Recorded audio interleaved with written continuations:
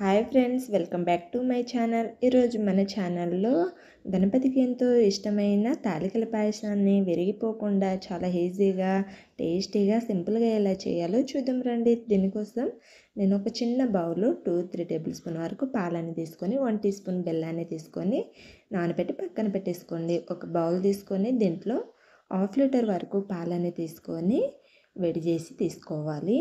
ఇవి వేడి అయ్యేలోపు పిండిని ప్రిపేర్ చేసుకుందాం రండి. ఒక ప్లేట్ తీసుకొని దీంట్లో నేనైతే 1 కప్ గోధుమ పిండిని తీసుకున్నానండి. 1 కప్ గోధుమ పిండికి 1 టీ స్పూన్ వరకు రైస్ పిండిని తీసుకుంటున్నాను. దీంట్లో 1 టీ స్పూన్ వరకు నెయ్యిని కూడా యాడ్ చేసుకోవాలి.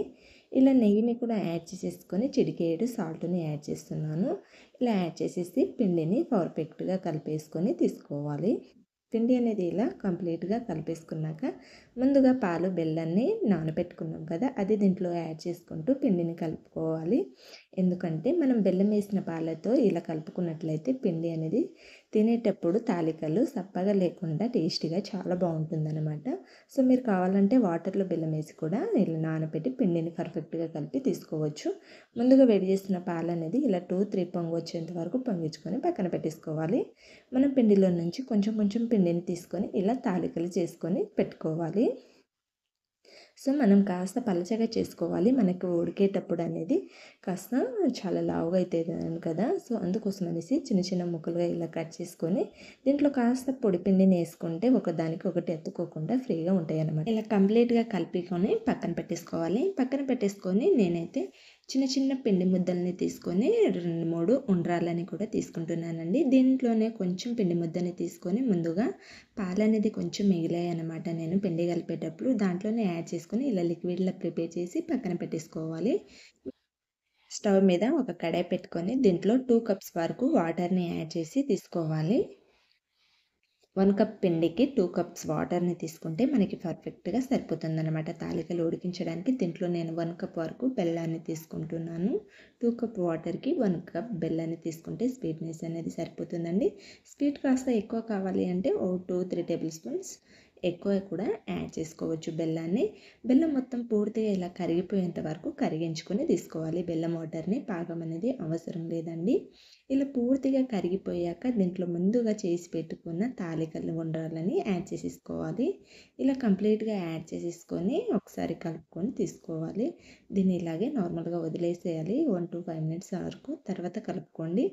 ఇలా మూత పెట్టి వదిలేసేయండి. నేనైతే ఇలా వదిలేసాను. తర్వాత ఒకసారి కలుపుకొని చూస్తున్నాను చూడండి, చక్కగా కుక్ అయిపోతాయి అన్నమాట. ఇలా కుక్ అయినాక మనం దీంట్లోకి ముందుగా కలిపి పెట్టుకున్న పిండి వాటర్ని కాస్త దీంట్లోకి యాడ్ చేసేసుకోవాలి.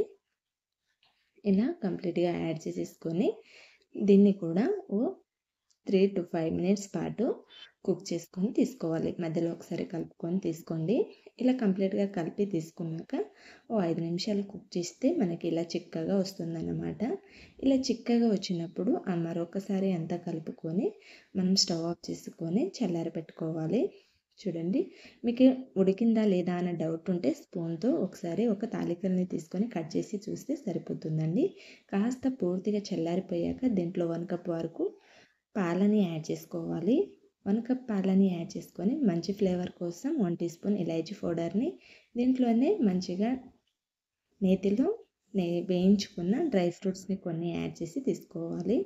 సో ఇలా డ్రై ఫ్రూట్స్ని, పాలని, ఇలాచీ పౌడర్ని యాడ్ చేసుకొని అంతా ఒకసారి కలుపుకుంటే మనకి గణపతికి ఎంతో ఇష్టమైన తాలికల పాయసం రెడీ అయిపోతుంది ఫ్రెండ్స్. చాలా ఈజీగా, టేస్టీగా ఇలా తాలికలు చేసుకోండి. టేస్ట్గా చాలా బాగుంటుందన్నమాట. సింపుల్ వేలో చాలా ఈజీగా ఈ గణపతికి మనం చేసుకునే తాలికల పాయసం రెడీ అయిపోయింది ఫ్రెండ్స్. ఎంత ఈజీగా అంటే అంత ఈజీగా చేసుకోవచ్చు. గణపతికి మనం ఎంత కావాలంటే అంత క్వాంటిటీలో ప్రసాదాన్ని ప్రిపేర్ చేసి ఎంతమంది వచ్చినా ఈజీగా చేసుకోవచ్చు ఫ్రెండ్స్. సో ఈ టేస్టీ రెసిపీని మీరు ఒకసారి ఇంట్లో తప్పకుండా ట్రై చేయండి ఫ్రెండ్స్. ట్రై చేశాక మీకు ఎలా కుదిరింది అన్నది కామెంట్ చేయండి. ఇలాంటి మరిన్ని టేస్టీ రెసిపీస్ కోసం మన ఛానల్ని సబ్స్క్రైబ్ చేసుకోవడం మర్చిపోకండి friends. Thank you for watching.